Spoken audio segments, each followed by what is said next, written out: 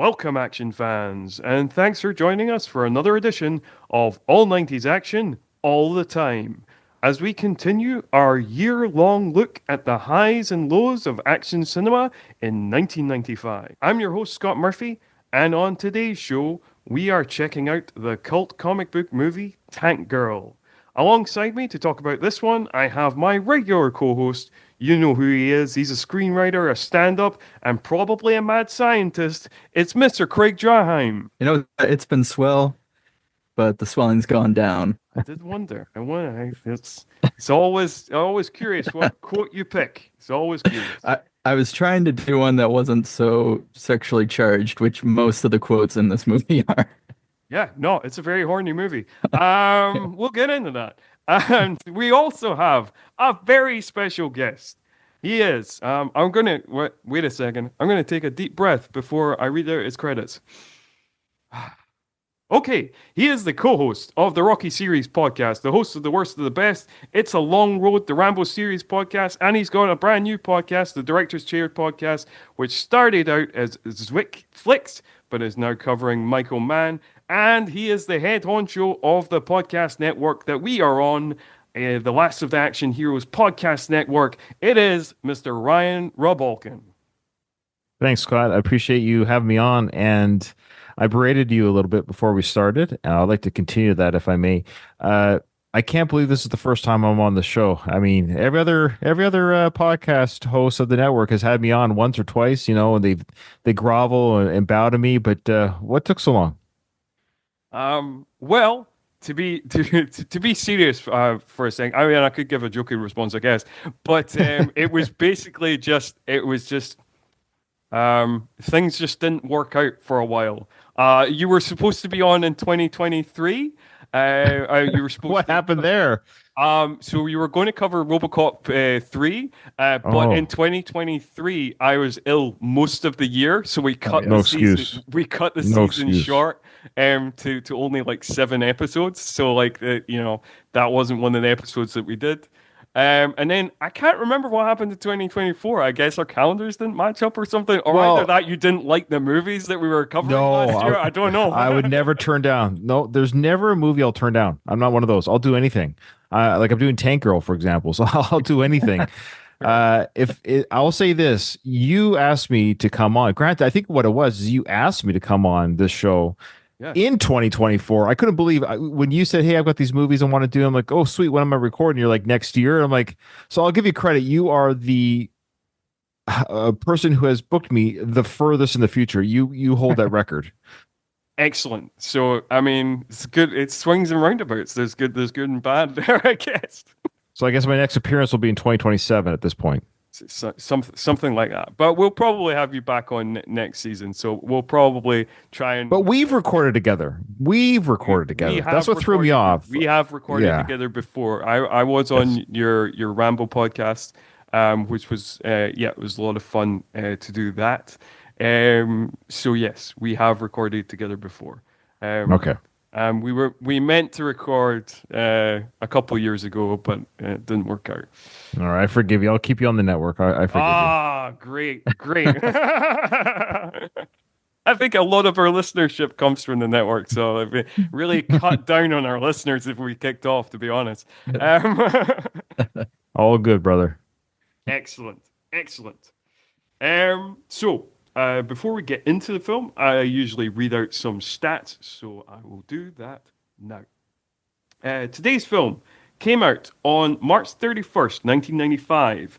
It was directed by Rachel Talalay, who doesn't have a lot of notable film credits as a director, but did also direct Freddy's Dead: The Final Nightmare, the 6th in the Nightmare on Elm Street franchise.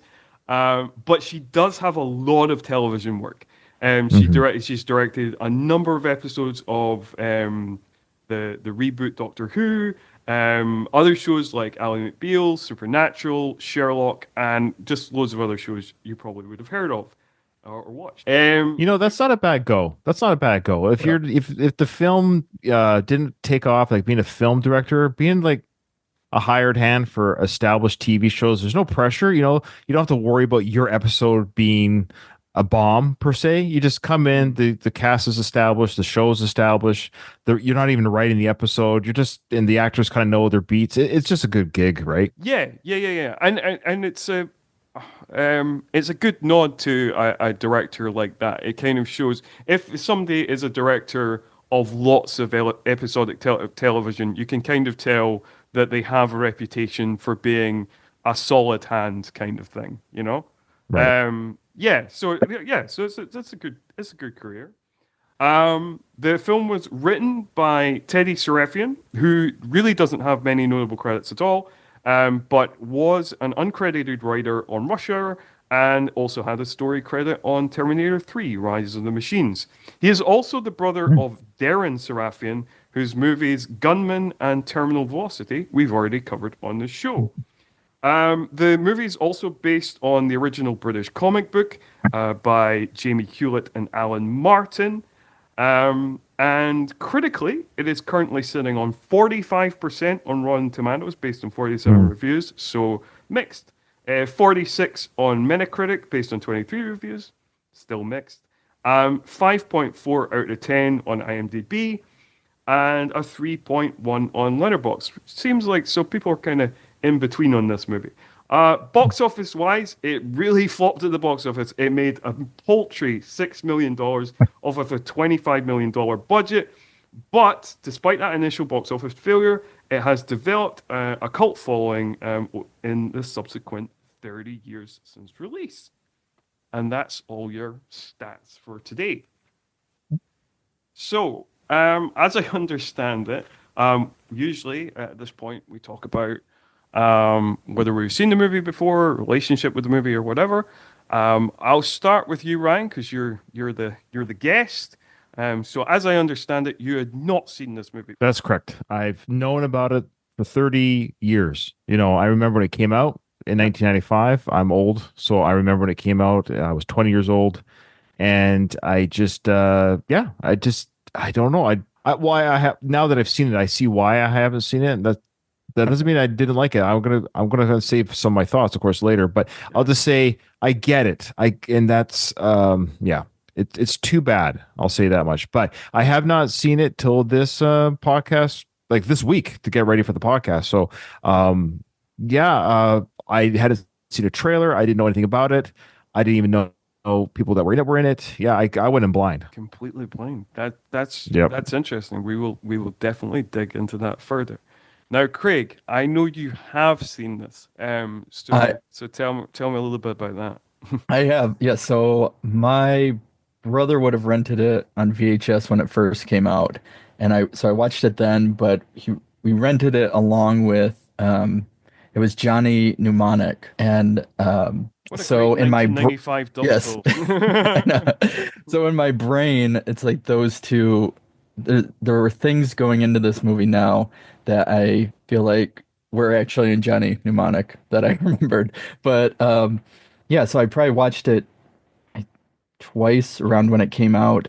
Uh-huh. And then I read some of the comics when I was a teenager. And then actually last year, I think before we came up with the kind of layout of the season, I read some of the newer comics and I started the movie again just to see it. And I probably only got about halfway through. And then I watched it from start to finish, I guess, just last night for the sake of the show. So I've only seen it about 3.5 times, and I probably can't remember anything because it is just a lot of rambling. And I understand why I didn't remember as much as from when I was a kid. Yeah. Well, yeah. I guess that makes sense. Yeah. I've not actually. Are they good? Like, because I have read a bunch of the Tank Girl comics from the original run from the late 80s into the mid 90s. But like, yeah, there's the comeback run. I've not read any of the comeback. So the comeback run that I read was the one by the original writer and illustrator where it was called the Tank Girl trilogy, I believe. Mhm. And it was like after all these, I think it was the 30th anniversary or 25th or something, they made, yeah, basically 3 kind of longer issues where one was, I think, a tragedy. One was, even though it's still, incredibly silly.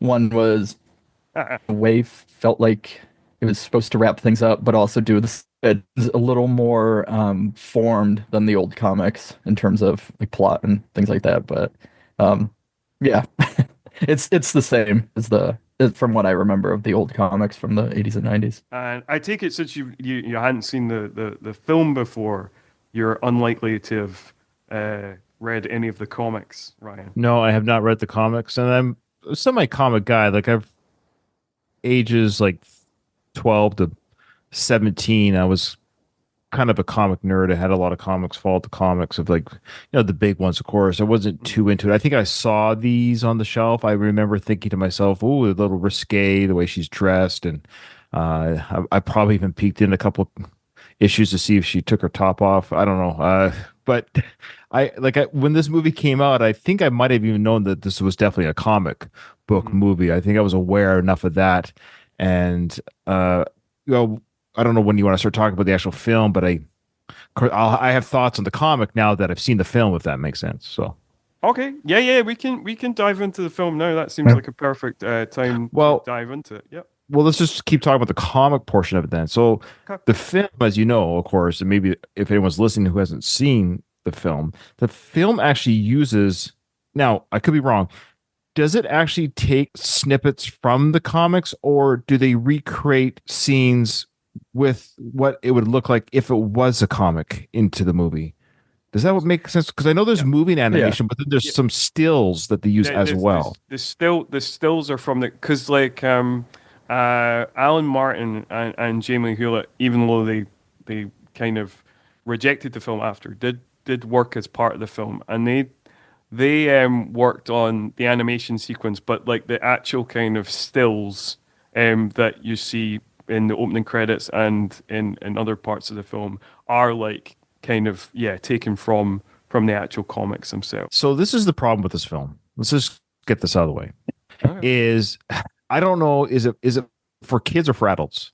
And that's sort of the problem. It's sort of like a rated R Pee-wee's Playhouse, and that doesn't make it a bad thing. That's the problem. But they didn't embrace one or the other. See, Pee-wee's Playhouse, when you watched that, you knew you weren't getting F-bombs or scantily-clad women or things like that or violence. But then you just get Pee-wee Herman. I felt like this film couldn't pick a lane. And I think if it decided to pick one lane or the other, and I have an opinion which lane it should have picked. But I think somewhere in here, and I think this is why it has a cult following, is you have what could have been. And I think people hold on to the certain parts of the film of where it does work, what it could have been. The character Tank Girl, Rebecca, she is very Joker-esque in her behavior and the way she acts. And that's, again, not a bad way to go. I suspect that's what she's like in the comics. I wish they because I think it was rated R. Like if I was a guest, this movie had to be rated R, right? Yeah, it was rated R. Even though some things were, I mean, we can get into that, but like some things were toned down because there was. But that's what I mean. What's the point? Studio interference in post production. But then what's the point? Like make it rated R, but then make it rated R. Give it the Mad Max violence, and that's I think what the biggest thing is. If they lean into a Mad Max-esque type violence and darkness with the craziness and zaniness on top of, because that's what Mad Max is. Go watch Mad Max. It's kind of insane and crazy, right? And I suspect they probably drew from Mad Max when they made the comic. I wish they stuck with that. Now back to the comics. It makes me want to read the comics. Quite frankly, I'm actually very interested in reading the comic because the drawings look really cool. I really like the artwork. I like post-apocalyptic stuff and cyberpunk stuff. So the comics that they showed me, that's what I was asking, were those stills from the comics before the movie was made. That definitely has me intrigued. That the Tank Girl looks really cool, and then the animation that they made for the film was also very cool. So I thought to myself, boy, there's 3 different films here. They have the zany, goofy Pee-wee's Playhouse version. Then they have some Mad Max-esque type parts of the film. And then they have an animation sequences within the film to carry the film story through.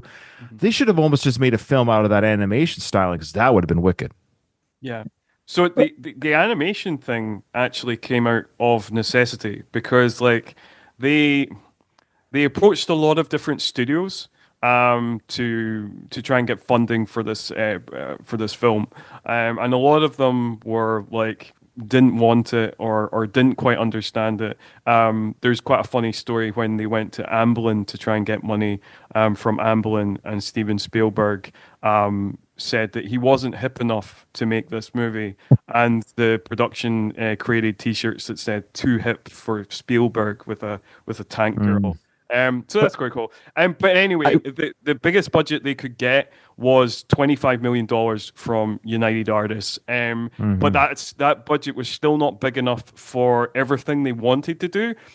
So the action sequences that they had storyboarded, that they didn't have budget for, they used the animation instead.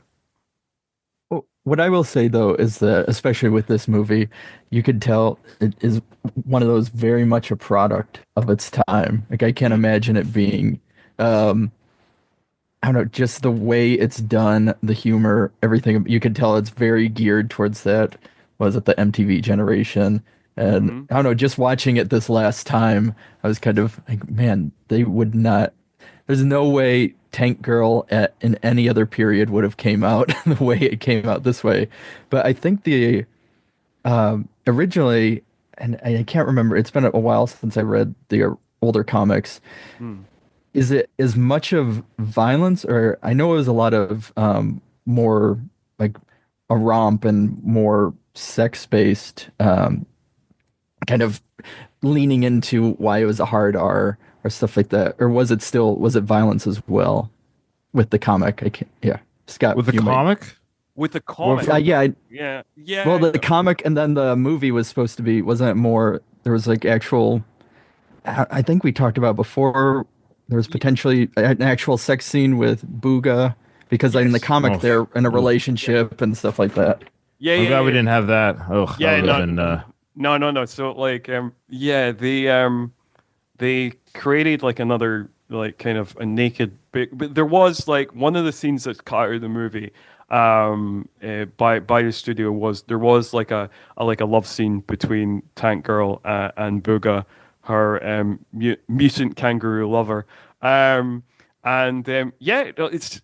kind of ridiculous because apparently they spent like something like $5,000 on creating like a prosthetic penis for like this kangaroo creation, and they just cut the scene out of the movie. I think it was some violent stuff as well though. In terms of, I think some of the action sequences, particularly the scene where like the Rippers attack the water and power guys, and that's how like our lead villain gets injured and all that. I think like some of those sequences were kind of more bloody, and so I definitely think there's some more violent sequences, and then there's stuff that's cut out that's like I don't know, like maybe they just thought it was running too long, because there was supposed to be a lot more stuff with Subgirl, who's not really called Subgirl in the movie. Like in the cut that we get,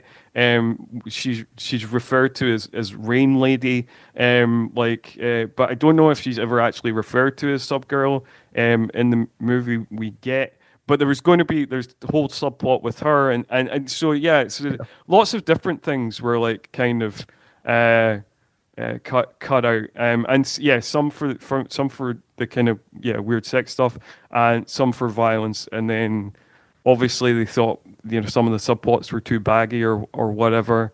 While I like this movie and I've grown to like it more over the years, I can see what you're saying, Ryan, about the kind of like it being in this kind of in between place, and I think that there is a little bit of compromise there, because like if you read the comics, as much as like you were saying, Craig, it has like a rambling narrative. Like the comics have like a completely non-linear narrative. Like it has a complete disregard for any kind of linear narrative. And like so it's a lot of non sequiturs, it's a lot of craziness. So they give it something of a linear narrative. And also, I would say that they kind of, as much as Tank Girl in the movie is kind of this quippy anti-hero. She's way more kind of like sociopathic in Yeah. in the actual comics. Like so the comics definitely run a bit darker and also are more non-linear than the movie, despite the fact that the movie is quite non-linear for like a mainstream blockbuster type movie. I know that yeah, they really lean, and especially again when it was came out, they really leaned into like the anarchy and punk rock vibes with her, where in the comic even more so. But Okay, well, hmm. Yeah, well, I didn't read the comic, but I suspect if this movie failed, it failed because the comic book people didn't like the movie as well. I mean, the word of mouth would have gone around like, "Ugh, this didn't." I If think the creators of the comic didn't like it, I think that's that. It's a different medium. To be honest with you, films are different mediums than comics. yeah, They probably should have. They should have picked a lane. They should have said, "Look, we're going to do Mad Max styling of yeah. darkness and grittiness with your." I mean, look at Mad Max Fury Road as a good example of where you can have zaniness, or not was it comedy, but you know, I forget the character's name. I've seen it like 5 or 6 times in the movie, but played by Nicholas Holt, where he's what a lovely day. You know, when he's doing that oh yeah, that Yeah. that's zany, that's crazy. It's not dramatic, and but that's the way Tank Girl is. She's kind of nutty, like that character in Mad Max, and I'm all for it. And what I like about her too, she's a great cast. Here's the thing. yeah. So she is a great Tank Girl. I thought she was fantastic. I thought she was gorgeous. I was like, who is this girl or lady? And I was like, oh yeah, she was in the Orange is the New Black. I'm like, I can't believe that's the same woman. And of course, you know, where you all get older. Of course, it's 30 years ago, but this film. But I thought she looked like that, just like the comic book girl seemed to be kind of like crazy but pretty, you know. And I think she really embraced that. And did she not look like Gwen Stefani? I was like, Yeah, holy no, crap, is this? Laurie Petty? Laurie Petty does like Laurie Petty is like kind of the in between point of like Madonna and Gwen Stefani. I think. Yeah, it's insane. There were so many times I'm watching. It's like if they ever did a like need a doppelganger for now, you can't now, but if back in the day, if they were to do, I mean, the irony is no doubt was huge in '95 when this film Yep, came out. I could have been the only person who saw this movie in the theaters in '95 and said, "Is that Gwen Stefani playing Tank Girl?" No, absolutely. I absolutely. And like, I mean, I guess like Laurie Petty actually talking about this movie seems to have like a lot of love for it, despite the fact it kind of derailed her chances of being like a leading actress. Like Yeah. up until this point, she'd had some very solid supporting roles and was kind of getting more famous. She was in Point Break, and then she was in League of Her Own, and also Free Willy. And so she, you know, she'd had a couple of, you know, decent sized parts in those kind of movies. And then got this one, and it is like you say, yeah. She also kind of looks like Tank Girl in the comic. You know, there's a bit of kismet there. The haircut, she really went with the haircut, which I kind of Yeah. admired. She took the crazy shaved haircut look throughout the film.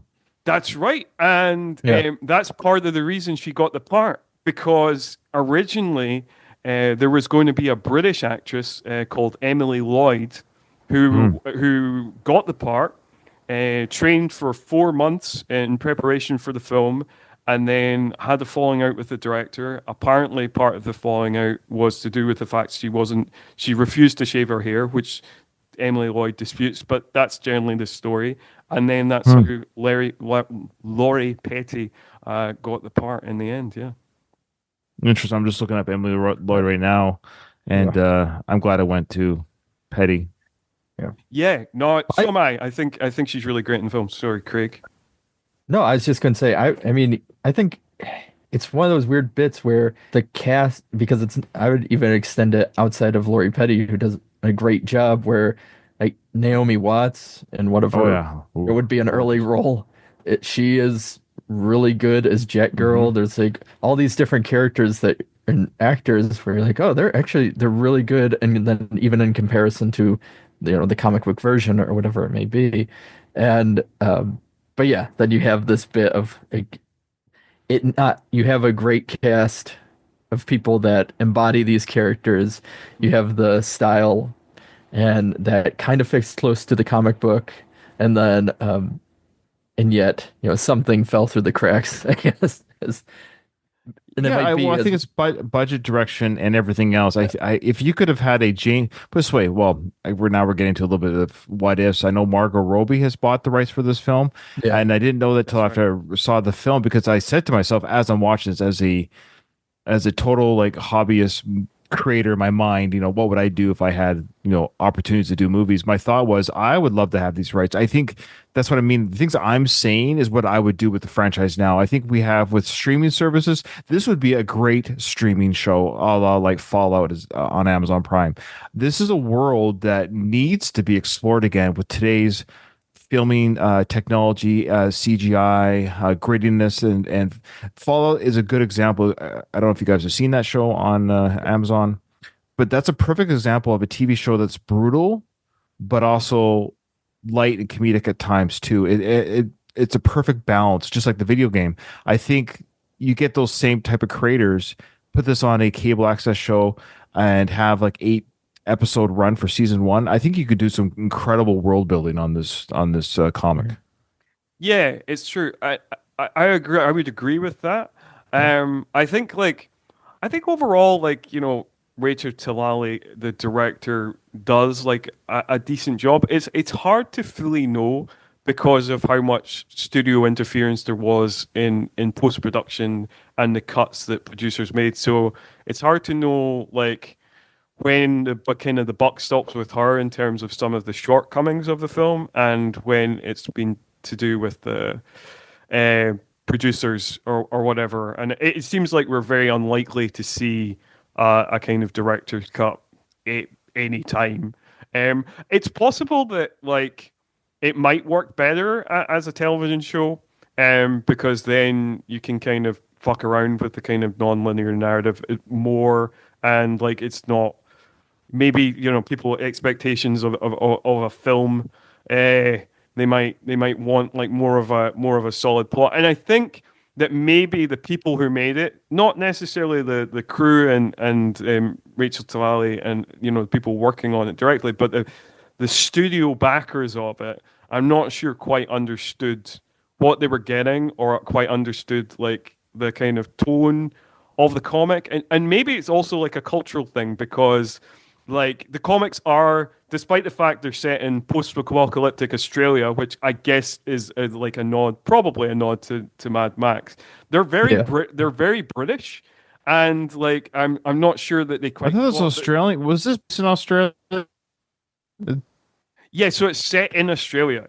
But the creators are Yeah. British, and it's a British comic book, but the actual setting of in the movie and the comics is Australia. Is that a purposeful nod to Mad Max? I You know think what I so. mean? Like, Yeah. I think Yeah, I I know think they so. were I think so. quoted at Yeah. yeah, they were quoted at some point. I can't remember where they wanted to explore it as if it was Mad Men meets, and I can't remember the second half now. But yeah, it's somewhere in one of the Mm. quotes. But I would actually add what you were talking about, Ryan, of the animation in terms of, I just recently, I know it's been out for it's several seasons now, but Amazon has that show that's the fantasy show, Vox Machina.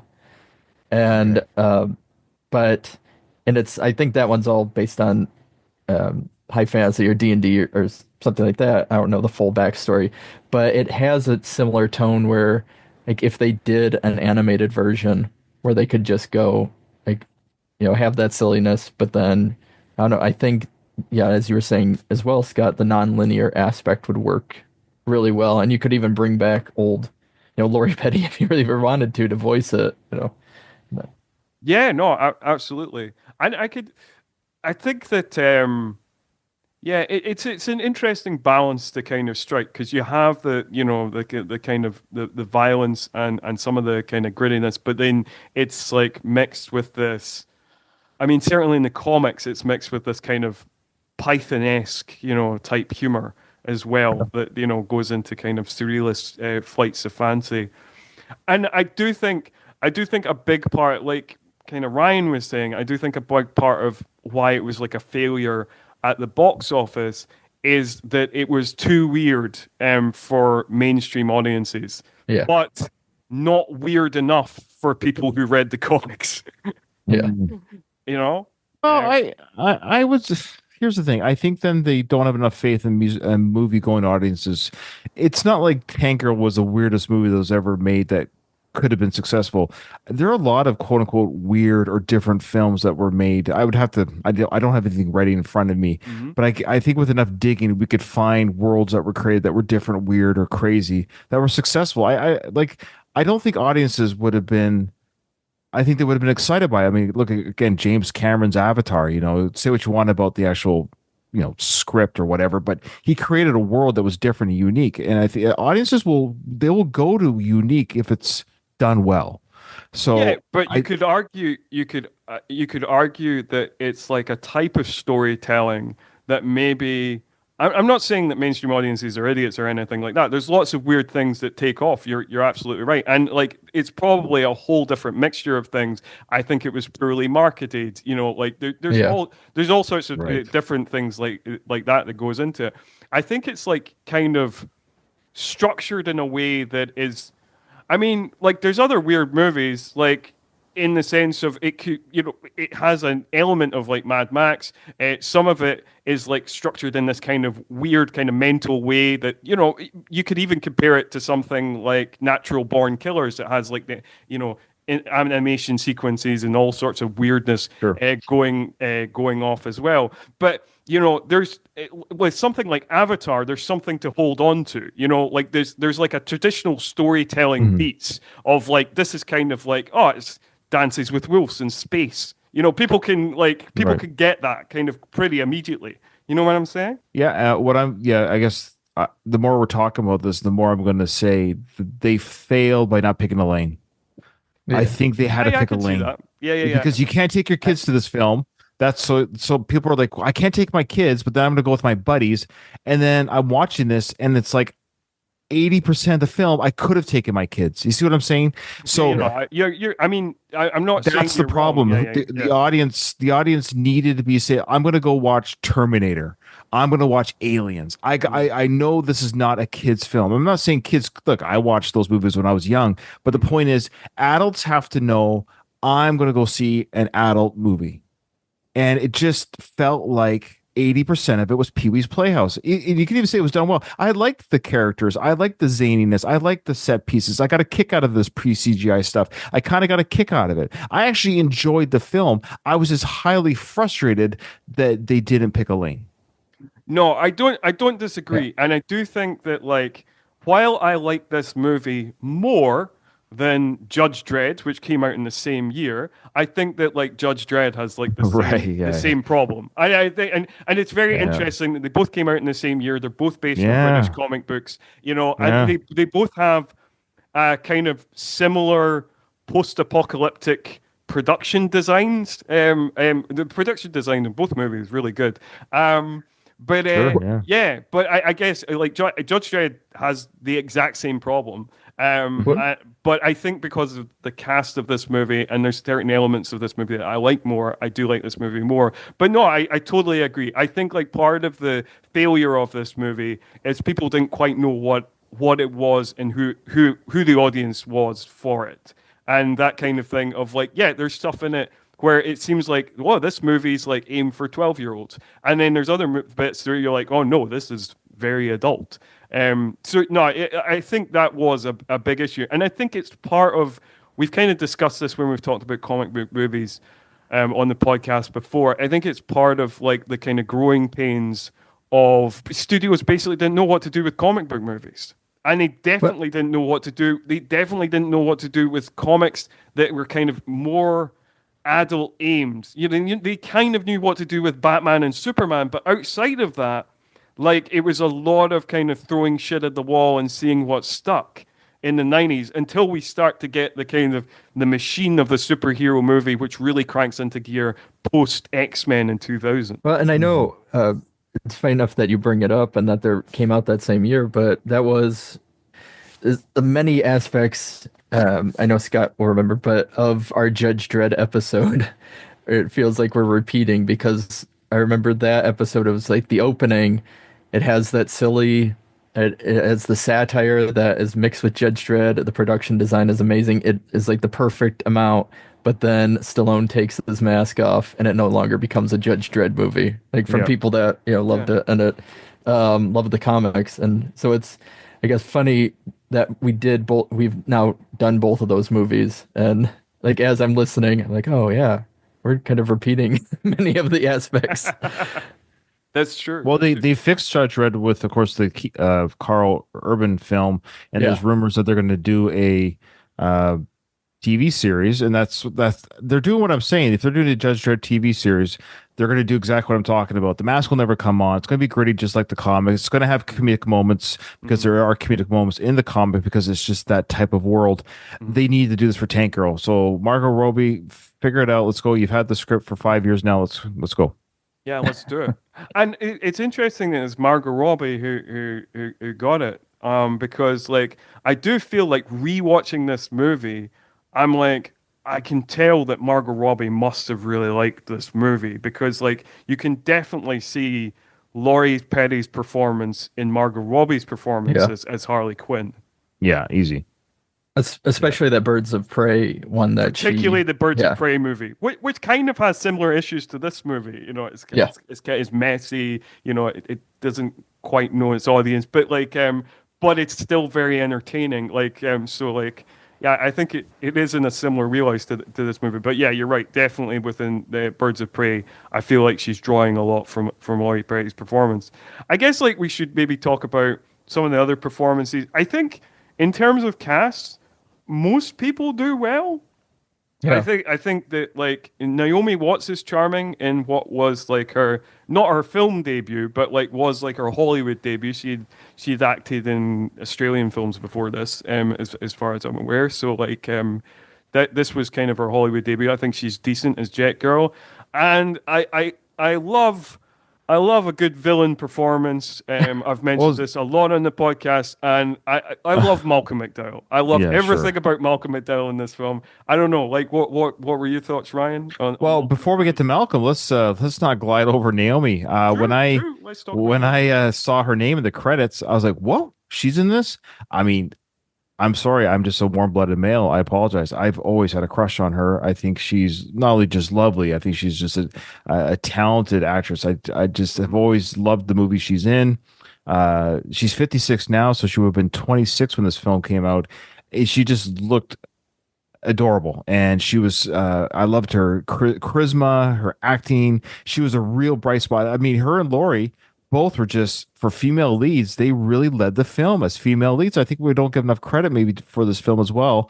This was a female led film by cast, a female directed film.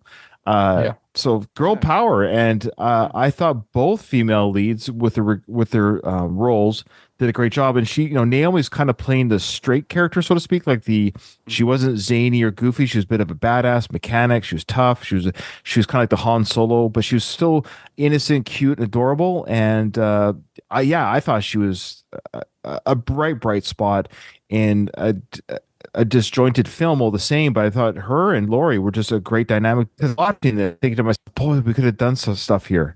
We could have done this. We could have done that. We could have changed that costume. We could have changed that look with the whatever they called the rippers, and we could have done stuff with this. And it was frustrating because we had so much fun. Just that first recording star part. I've got the file going, so I might send that over. Sorry, I'm gonna need. But I'll just quickly recap again just for your editing purposes. Long story short, I wish we had Naomi, Laurie, and even this director, Girl Power Part 1, 2, and 3 for this film. In an alternate universe, I wish this film was done in whatever lane it picked. It was done well, because I would like to see more adventures of Tank Girl and Jet. I think they were great together. I think audiences would have gone to see them, quite frankly. And I don't think anyone who even doesn't like this film didn't like Naomi Watts' Jet. I think she was definitely on the scorecard of viewers. I can't imagine anyone not liking her in this film. well, yeah. I mean, I'll agree. It, yeah, with all of it. Well, and especially too, I'd say even the parts that, as you've already kind of said, the parts that don't work for me, I was still like enjoying just because of their performance, their and their charisma. There was still a part of me that you're rooting for. You're not just rooting for the characters and who they're playing, but you're like rooting for the movie to succeed, even the parts that don't work, or you see the very clear cables that of them when the Rippers are throwing the soldiers, and it's like very obvious, and or things like that, and you're like, oh come on, there's just like this part of where other films will do, and you're kind of Sure. criticizing it way more, or you're not giving that kind of, you're not emotionally invested, where this one, it felt like the whole time I was wanting the best movie possible. If that makes Oh yeah, sense. yeah. I was rooting for this film, and I admit before I saw it for this podcast recording, I thought I wasn't going to like it at all. I was like, oh, I'm going to watch the film. I'm going to watch the film that I've been avoiding for 30 years. I'm going to watch this film that I know bombed. I'm going to watch this film that's maligned, but I don't even know why it was maligned. I don't even know if I could even tell you why it was maligned or what. So I went in with preconceived negative notions based on nothing, and I left leaving watching the film like I had fun. I'm highly critical of the film, but I had a good time, and it wasn't even like ironic fun. You know what I mean? Like you would with the show like The Room or something. There's a good film in there somewhere, and the characters and the actors, as I say, playing these characters. Again, the two female leads and Malcolm McDowell, of course, because he's always good no matter what he does. He's just such a fun actor to watch and speak or listen to him speak. But uh, yeah, I was never bored when they're on screen. There were some cringe moments and stuff, but that's just direction and writing.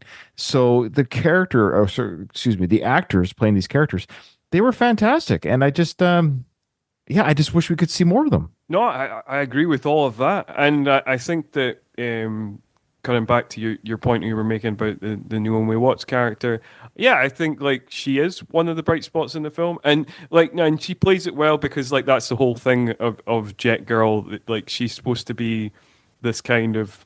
She's supposed to be shyer and she's supposed to be, and everybody kind of calls her like boring and stuff like that. So like, she played it well. She and her chemistry with Laurie Petty's character is really good. And apparently they got on really well during filming. They got quite close during filming, and apparently Laurie Petty and the director Rachel Talalay kind of really helped Naomi work because apparently she was very shy on set because this was their first kind of big budget type movie, and But you obviously, could almost sense that in her Yeah. acting a little bit in a yeah, cute way, in a adorable way, that she yeah, yeah, yeah. seemed innocent and not nervous, but you could, yeah, it played for the character. It actually worked for the character for her to be a little bit shy and nervous. It actually worked for the character too. Yeah. Yeah, yeah, yeah. And I have to say, like, there's a lot of, as much as there's kind of flaws in kind of, I guess, particularly tone of this movie. I mean, there is a lot of good work going Yeah. on, and even like, and people put a lot of work into this film, like with the Rippers, for example. The Rippers were designed by Stan Winston, the famous effects Yeah. guy, Stan Winston, and they basically approached Stan Winston. And like then they were like, actually, he probably won't do it because we can't afford him, and he halved his rate to be on this movie because he just thought it was an interesting challenge to create these kangaroo mutants. So I mean, I think that's really impressive, and like, I mean, there's kind of nods to like some of Stan Winston's previous creations because I do think that it's very deliberate that during that attack on the water and power guys, the Rippers kind of look like the Predator for a second. Yeah. With the kind of armor they're using. And also, in terms of production design, which the production design was done by Catherine Hardwicke, who would go on to direct 13, Lords of Dogtown, and also the first Twilight. Maybe not Mm, such a high point, yeah. but I think her production design is really cool as well. Like, so I do think in terms of the artistry of the movie, and then of course you've got the animations by Hewlett and Martin. Um, yeah, I think there's a lot of good stuff going into this film, and I think chiming with what both of you being saying, I think that there is an underdog charm to this movie that I think lends itself to for you to root for the movie and maybe not exactly turn a blind eye to the weaker points because they're different. But I think I think it does have that kind of that underdog quality, and then there's a lot of different factors into that, because like it's this relatively obscure British comic. Also, it was very unusual for anything with a kind of big budget to be directed by a woman in this era. It was only the second comic book movie to have a female lead, the first being Supergirl. So that I think there's a lot to root for in this movie. Mhm. I guess we didn't talk. I mean, we kind of mentioned Malcolm McDowell, but like, We didn't talk about Malcolm. We can go back and talk about Malcolm now that we've finished with Naomi there. we I finished didn't want to Naomi. forget. No. You're right. We needed to explore her contribution to the movie, which I think is a good contribution. But yes. So what were you? I know it seems we're in agreement. We enjoyed his performance, but what about his performance kind of stood out for you? Well, I mean, it's classic Malcolm McDowell. I don't think he added necessarily anything new to the role. He was playing the typical mustache twirling type villain, but he does it so well. I did like the idea though of his character. It reminded me again, speaking of the Joker, it reminded me of Batman, Tim Burton's Batman, of when Jack Palance, sorry, what was the name of the character in the film? Jack, I won't forget his name in the film, but he becomes the Joker. Yes. But his name was Jack as well in the film. His character, even though it's played by Jack Nicholson, but Jack Napier. There you go. So Jack Napier becomes the Joker, and then he's being surgically, fixed by the surgeon or whatever in that gloomy basement. He's like, mirror, and he sees taking out the wrapper with the bandages with his hands, and he's like starts cackling. Well, Malcolm McDowell must have drawn from that, or the moviegoers, the same idea that his face is covered with a mask. But I had no idea what he'd become. I just like the idea that they replace his head with a hologram. I don't know why that made me laugh. I thought that was I was even trying to think, how is that possible? I guess his body is like an AI. It's like the reverse RoboCop. Like his body's human, but his head is a hologram. And I thought that was fantastic that they created a hologram body technology, and then it was a bucket of water that kills him. But anyways, I love that kind of stuff. I don't know. What are your thoughts on the hologram head? I think the hologram hands. I would actually say I was in the same boat where I was sitting there going, how would that work? Because the brain is up there, and like, but then I think there's the point, especially with as Scott you've talked about before, the like Python-esque element where I was like, okay, I just have to like expunge that part from my brain of like the logic, just roll with it. But I liked that because it felt, I mean, even though the movie, was 30 years old, it felt oddly original. That I don't feel like I've seen a hologram head since then. It's the hologram head is fantastic. It's the first time I've ever seen anything like that. And it was not bad effects too for 30 years ago with no budget. The way he put his hand in his head and it became this like lawnmower man-esque type head or whatever. It was like grids or something like that. But yeah, I thought it was a great idea. Again, today's technology and CGI, that'd be a really cool scene and a really cool idea. I think it would throw people off. I like the idea that the body's intact, but somehow the brain is like, or whatever the technology going into the body is a hologram or some sort of type of AI head. I think it's fantastic. Yeah, I mean, I guess like I don't know what we're supposed to assume. Maybe there's maybe his like it took the brain out of the head and like uploaded it to the cloud kind of thing like that, and it has a connection to the body with a chip, or I don't know. Like I guess there may be some fantastical explanation, but it really entertained me as well because like. I kind of forgot that it was like a hologram head. I've watched this movie a few times and I kind of forgot. I just because I was watching the surgery that's done by random cameo James Hong. Yeah, I thought it was great. He's in everything. Hey, we need an evil older Asian guy. Get that guy. Yeah. Yeah, he's been in like I mean he's just in hundreds of movies. Yeah. Yeah. So like yeah, that was that was a really fun scene. Yeah, and he had like this he has this like giant clamp thing on his head, and I was like round just at his neck, and I was like, okay, is he decapitating him? And it turns out he Yeah. was decapitating him, and then replacing it with a hologram head. How the body survived the trauma of that. We don't know, but well, yeah, movie magic. But But and I will say that I like even though it in some ways it lowers the stakes, Mhm. you do enjoy the aspect of like the banter between Lori Petty, Tank Girl, and and him, where there's just these points where he's torturing her and they're still just bantering back and forth, and instead of just killing her or whatever as the villain, he's like getting upset by it, and you kind of see these elements of like him trying to break her. And there was a point where I'm watching it like, why is he so focused on this random Well, woman? I think Like, by this he's point, yeah. yeah, I like that too. I like the idea like why didn't he just kill her outright? But I think he saw this challenge in some way because he said I'm going to break Yeah. her or she's going to be fun to break.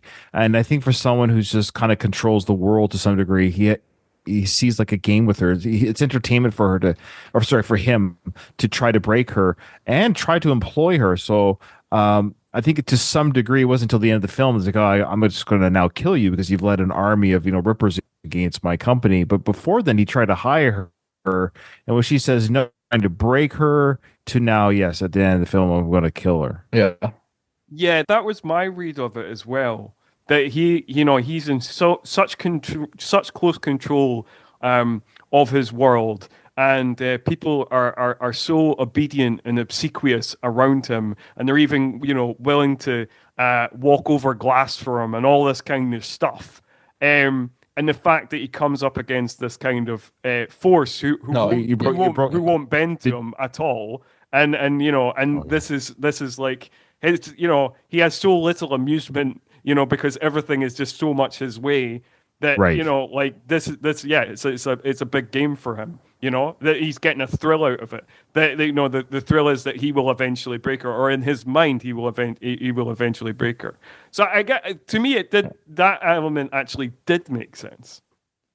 Yeah, yeah, for sure. No, I truly enjoyed the film. I think one of the not good parts of the film actually was the soundtrack. I just fan of that time of music, and the things I would have changed if I had made the film back in the day. I would say we can't use music that's going to age poorly. Yeah, like ironically, this film doesn't age that badly the way it looks and acts because it's supposed to be post-apocalyptic. It takes place in 2033 due to a comic strike, whatever. I was a little bit confused how long the comic strike was, like between the strike and I forget the timeline between the strike and 2033, because they were making references. She mentioned the Cats play. Yeah. She mentioned something else that was sort of current for the 90s. So I was like, well, you're bringing up things that yes, your character would bring up in 2033, but what the problem with that is you're bringing up popular cultural references that the people in the audience would know in the 90s, but somebody in 2033 wouldn't bring up. So it doesn't really make, like, why would you be talking about things that happened 70 years ago the way you are now? So like if I brought up a pulp culture reference from 70 years ago now, people are like, what are you talking about? What? Yeah, there is a lot of that, and some of the pop culture references are like way back, like Like Cole Porter doing a whole music Right. yeah, number. like doing like the Cole Porter stuff, which is yeah, which it seems like why would she even know? Again, I think like there's certain elements like that you have to roll with, but it is funny to watch it now, where like when she's in the work camp. And she's talking about, oh, I don't want to miss Baywatch, which was like Right. very on point in 1995 when Baywatch was the most watched show in the world. But now Yeah. it's like kind of like, oh yeah, right, that David Hasselhoff, Pamela Anderson thing. I think I'm What vaguely was it? aware of Oh, that. the other thing, yeah, I stepped on you there. Music was the other thing. Just the music in general. Like when you got to be careful when you use songs from current or good songs either. It's just not good music. I'm sorry, but that five era of music of the sounds that the music, it just they stuck to a soundtrack. Mad Max, Fury Road, soundtrack that movie has. There's no age to it, right? You give that big pounding drums, even the guitar that was used, and I think they should have done that for this film. Just give me a symphony rock type soundtrack that doesn't have a genre. I agree and disagree. Like, because yes, it does make the movie like a kind of time capsule movie of like, oh, this movie is very 1995, whatever. But also at the Mhm. same time, I think the comic books themselves are very influenced by the aesthetics of punk, of British punk, late 70s British punk.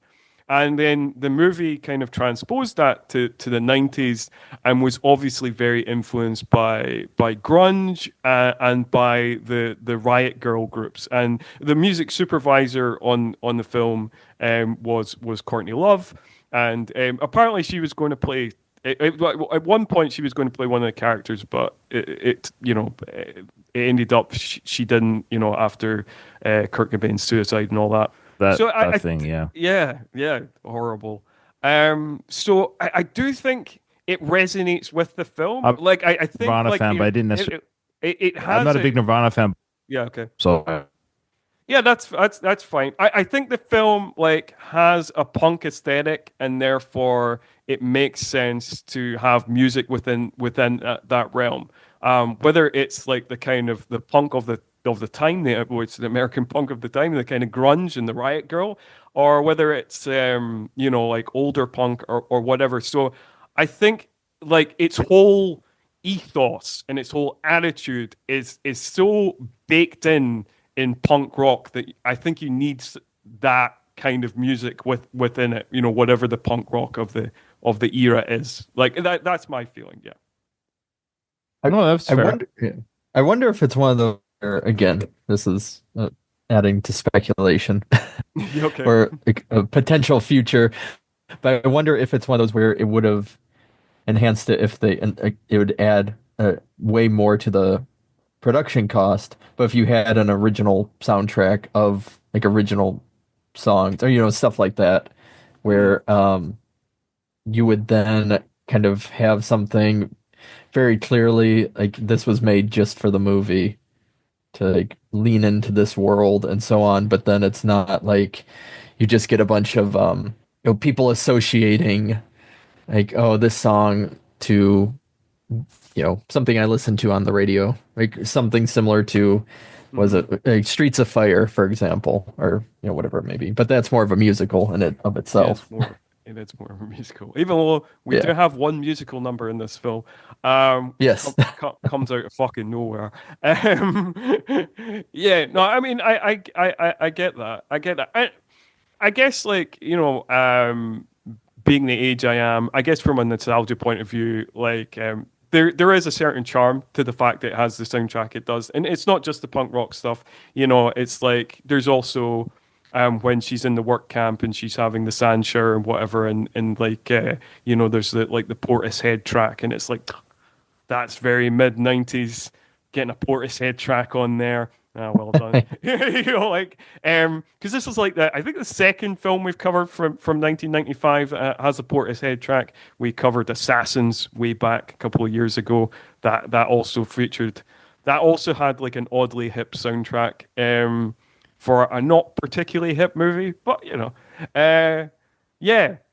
So yeah, I'm kind of split. I'm kind of split in the soundtrack. I genuinely like the soundtrack, and in terms of moving away from the soundtrack itself, I think the guitar-driven score that New Zealand composer Graham Revell does, I think is cool, and maybe there is a certain time capsule element to his scores as well, because like the year before this, he did The Crow. The year after this, he would do From Dusk Till Dawn, and I guess like maybe those kind of rock type scores that he did are very 90s, but to me there's a certain charm and probably quite a lot of nostalgia to that. And being I guess a big rock fan, yeah, I like them. I don't know, like, what about the score itself? Like, Ryan, were you into the score itself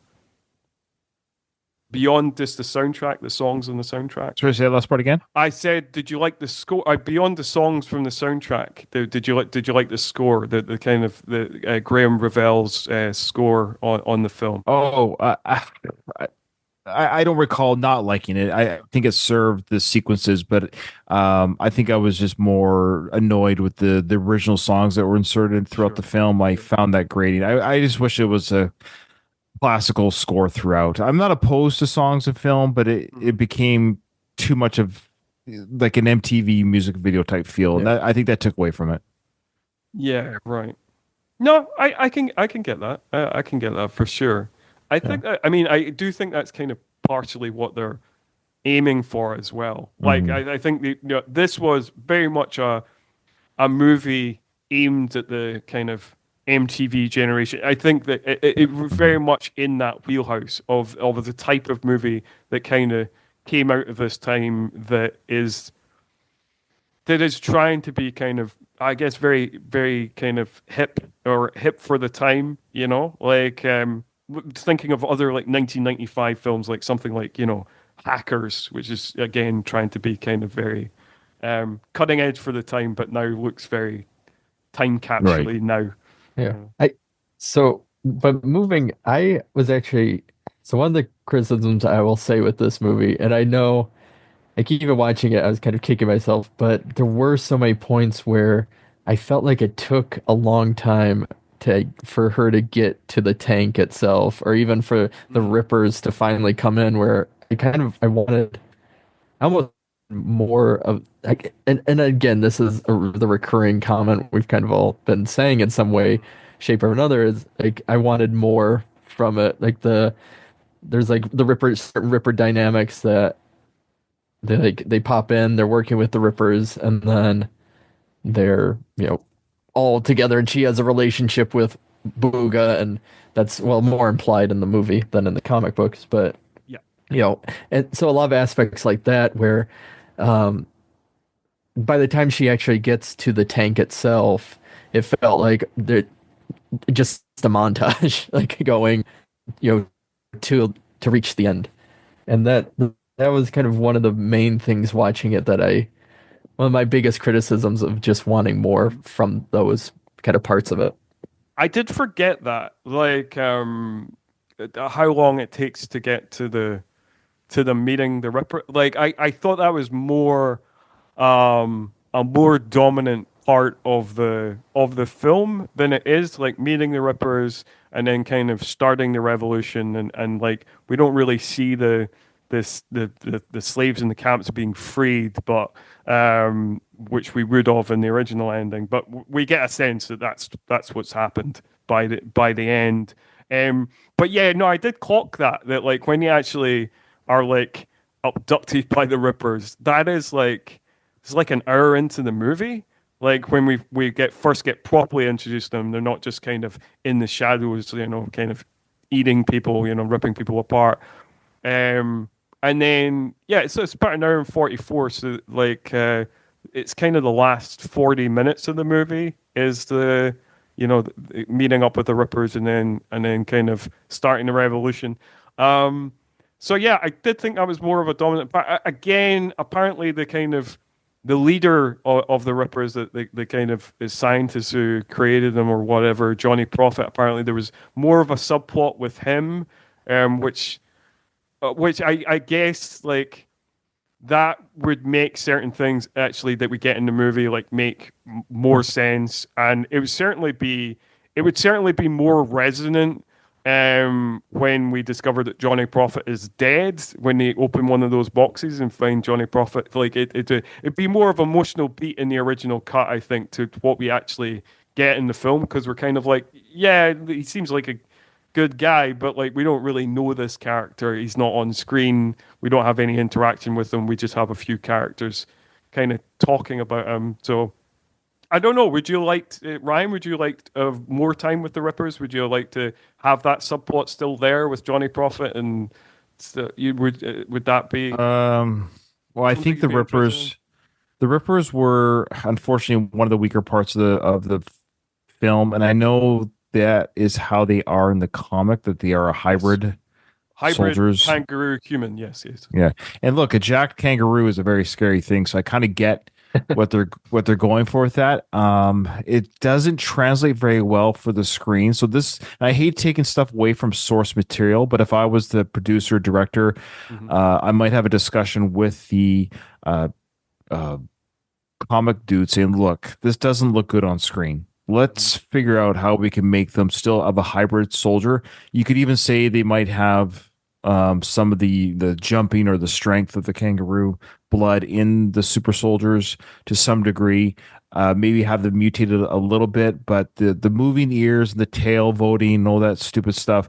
Yeah, uh, I'm not for the screen version of the Rippers. I think it translates better on a comic. It's easier to look at. But yeah, so that I was not a fan of the Rippers, and even Ice T under the makeup, all I see in here is Ice T. So this, yeah, about the film and interspecies weird when you have a kangaroo and a girl kissing. Anyways, but yeah, Yeah. All right. Okay. One of the things that it is more straight, well, even though it's not as long of a snout or whatever, it's more straight, like I guess the cartoony element of it, kangaroo-y look. Where I wonder if it is the same, what was it, the Sonic live action movies? Mm. Remember where they yeah, made a more realistic looking Sonic? And then yeah. like if the Yeah. kangaroos were more like they made them not trying to look, I don't know, they just embraced the cartoon.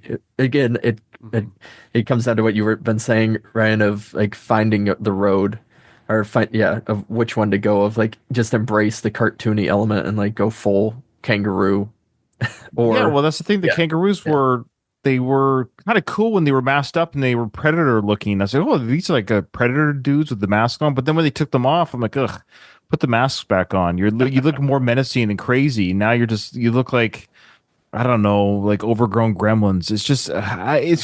I'm yeah. I wasn't thrown. Sorry, I was not embraced or I didn't love the makeup job. Wasn't very good. It didn't look very good. It looked very bad. It didn't translate for the screen at all. Either give me CGI, Avatar type looking creatures, which you could probably do today, or just give me hybrid humans with strengths of the kangaroo, but they look human. Right.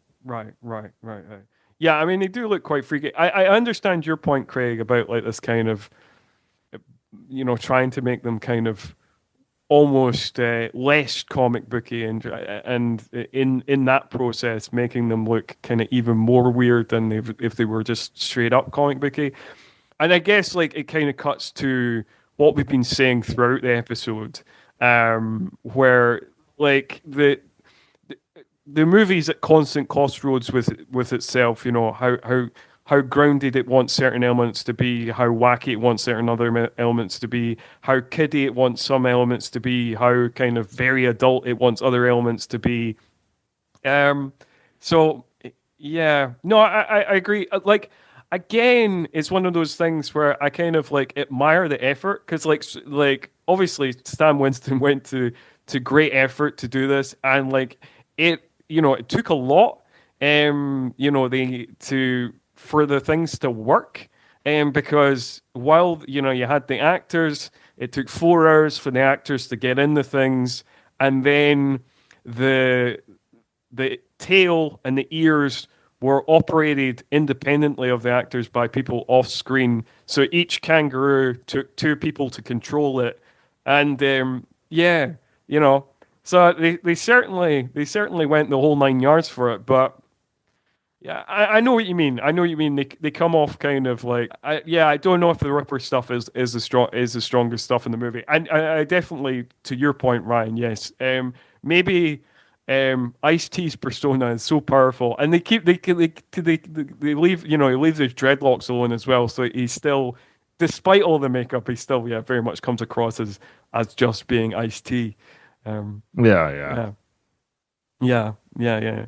So like, I guess like uh, the other elements of the movie. I mean, like one of the wackiest elements of the movie is the random musical number, which again I think is probably one of the more divisive scenes in the movie. And that whole liquid silver scene is like kind of stands out, kind of apart from the movie, and it is a bit off the wall. And there's parts of it that I like. I think Laurie Petty is very funny in the kind of sped up kind of changing sequence and stuff like that. But I'm not sure about the musical number. Like part of me likes it, part of me is like, I don't know. This seems a bit too random, even though I do like some of the other random elements of the movie, like when she's like hijacking the truck and she's on top of the tank and also like frying a hot dog and whatever. But things like that. But like, yeah, so the musical sequence, the liquid silver sequence, like what were your thoughts on that? We'll go to you, Ryan, first. same thing. Depends what lane we're in. If we're doing the music, if we're doing the musical number, it was fun to Yeah. watch. Like I laughed. Yeah. I thought it was Yeah, funny that yeah. I always get a kick out of when everyone knows the moves. Everyone Yeah, knows no, the moves. it's always good. Yeah. Every musical Yeah. is very it's very funny. Yeah, it's like Uh, s- but that's not the lane we're in. I mean, she's getting tortured in a sewer pipe, or another the jet's getting sexually assaulted. So it's like, what movie are we in? So again, pick a lane. So it was funny, and I enjoyed it, and it was well done. And same with them when the made the madame sing at the beginning. I thought that was a great sequence, like "Sing for me" or "Cut your hair," and then they showed this a picture from the comic, sorry, of the madame and what she looks like in the comic. That obviously Tank Girl does shave her head in the comic, and I'm like, oh, are we going to see that same shave job in this movie? So why are you showing me that still from the comics? Because this is obviously a character from the comics. So again, I just wish they like, what do we? She just took a little bit of hair, but in the comics, look at this. So but enjoyable, but front had hints of in because of the comic strips. yeah. And I guess like it is not. I absolutely agree, and it is quite the gear shift because we go from Tank Girl like saving a little. So yeah, we have quite a kind of sharp left turn from just before the musical number. We have like Tank Girl like saving this little girl from a pedophile played by Iggy Oh Pop. yeah. um and that's like the scene before, and it like and it's quite a funny sequence actually, because like she gives him that orb that like completely cuts up his hand, and then yeah, so like and then we go like 2 minutes later into like this kind of big Broadway musical number, and it's quite, as much as I'm all here for like wild swings and wacky filmmaking, yeah, it's quite a head spinning experience. Craig, what was your thoughts of the liquid silver sequence? So no, I mean I am in agreement with you guys. I think the if it was completely a cartoon, I think some of those elements it would work a little bit more.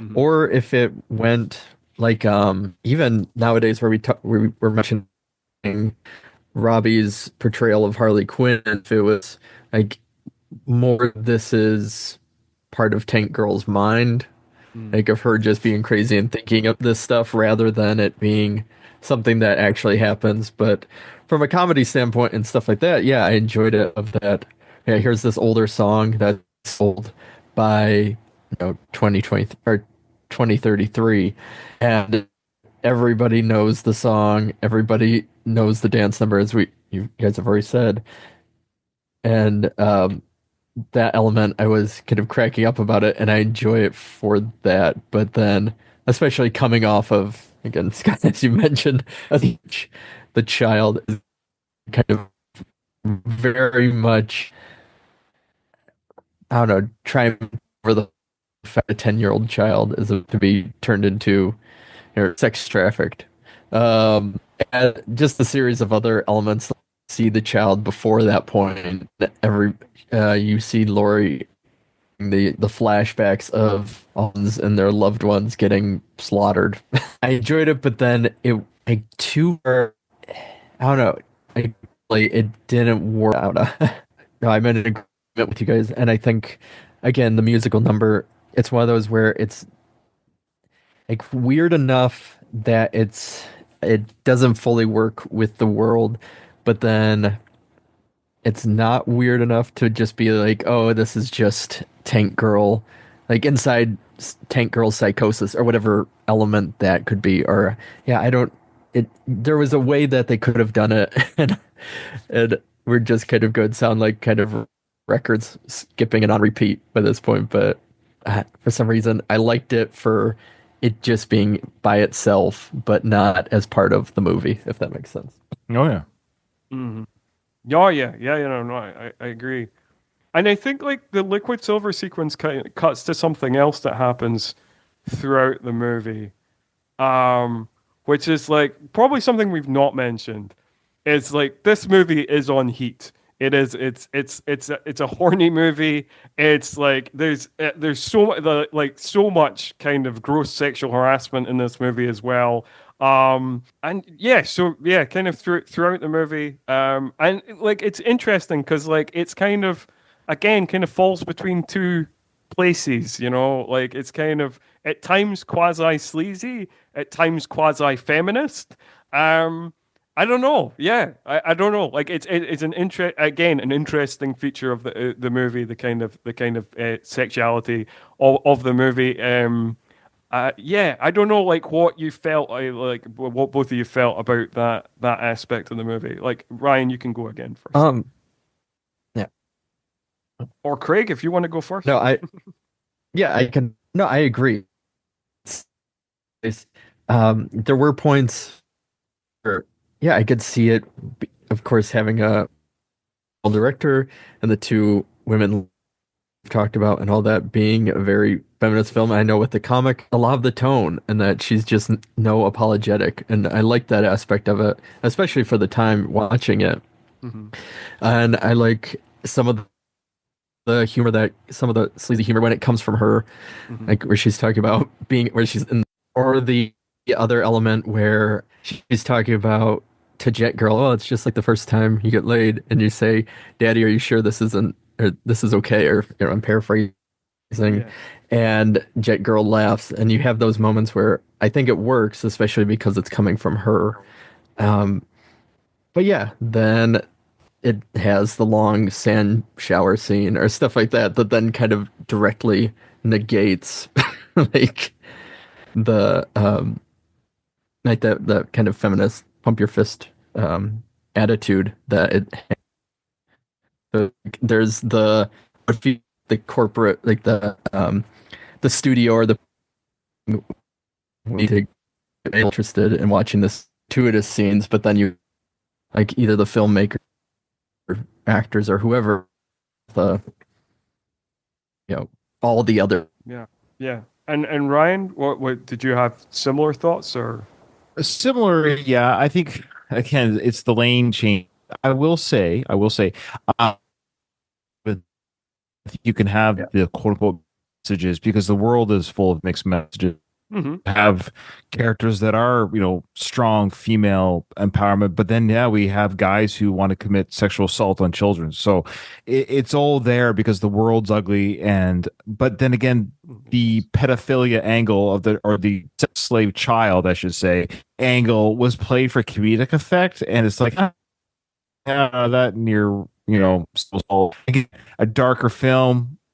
The stakes been more excite this child out of a horrible, almost comedically, like, oh, we dance. So yeah, that's we fails. Fun to watch as it yeah, pick a lane, guys, pick a lane. Give me Mad Max, and you have a film here that I think would have worked. Honestly, if they went dark and gritty, because you're going to be rated R anyway. So here's the thing: you're a rated R film. You've told the audience you're going to come and see rated R film, but then when you watch it, 80% of it is okay for kids. That's just a weird angle. Yeah. I think like the humor in the comic is kind of almost even wackier, but like darker. And I think that Yeah, if it maybe hewed more to the comic, Sure. which is darker in general, both in terms of its sex and violence, but also kind of in terms of its humor. There's more of a kind of yeah, dark streak to the humor as well, where this is more kind of knockabout kind of goofball. Um, yeah, so I think like that's kind of the thing. We all seem to have had fun with this movie to varying degrees, but I guess like the central thing is like there's these elements of like the movie is at tug of war with each other and various things with the sexuality stuff, with the tone stuff, you know, with the types of humor stuff, which some hewing very dark, some hewing very kind of like you mentioned in Pee Wee's Playhouse, very kind of kiddie. There's all these kind of elements going on, but I think yeah, overall. Or possibly it comes out in nostalgia, but overall, I do think I like the film. It's a flawed film for sure. It's definitely a flawed film, but I would still recommend it to people. So I think we'll just do our final thoughts on the movie. Just you know, one or two lines that you want to say, anything we've missed or anything, and then we'll head on out. So Ryan, do you want to kick us off? Sorry, you broke up there. I didn't quite catch that.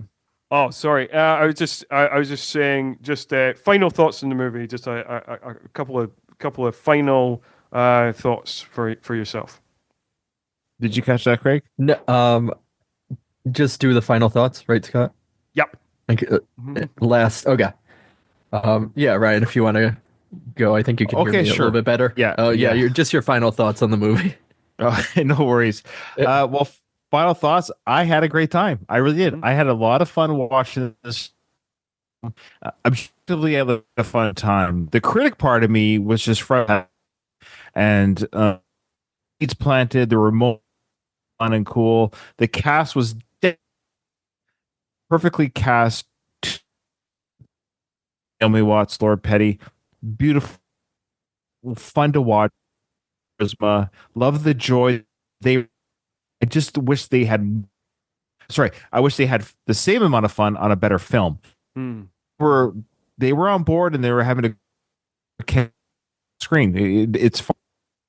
They got along off screen, but it showed up that they got along, and the fun is there. And Craig? It's a, and I recommend watching this film. Absolutely watch this film. Just be mindful that you might be jolted, but I think you'll have a good time. So, yeah, I would agree with many of those sentiments. Yeah, just I think there is that element of the switch of medium from comic to film, especially live action, would have worked better if it was a animated, it was a cartoon. You know, that's I think it might have a little did it where you can I yeah, agree that it's very much a product of that era and of its time and I think yeah there's so many even though all the parts don't come together as a whole in many aspects. I think you know the casting is great. I think the direction for the most part of what she was working with seems done well. I think the production design there's so many parts where it's like it's all flowing just at some point they didn't all meet to make that as good as it could have been. And as we already talked about, it's a film that you watch and you like despite its flaws you're still rooting for and you're kind of rooting for it to be a better movie. That's yeah, even though it's trying to figure itself out throughout the whole thing. Yes. No. I think people will know now that I agree. I agree with those. I agree with those points, and I think that's a great way to end this particular episode. So just before we go, Ryan, do you want to plug anything, and then we'll head on out?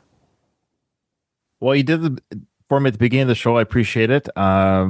I will plug. Let's just plug the worst of the best podcast. That's kind of my. It has nothing to do with action films or or anything like that. It's just a variety of different topics that my brother and I cover, from music, from actors, or conspiracy theories, crime stories. We take a best of list regarding the topic. We just line by line, and then at the end of the episode, we pick what we think is the worst from that best of list. It's just a fun hodgepodge of podcasts where every episode is a new topic. Yeah, check it out. The worst of the best podcast, or just Google my name and all my crap is out there, and you'll see what I do. Excellent, excellent. Yes, I highly recommend that people check out all of that. And I highly recommend that people join us again next month when we will be covering Crimson Tide. But until then, though, see ya.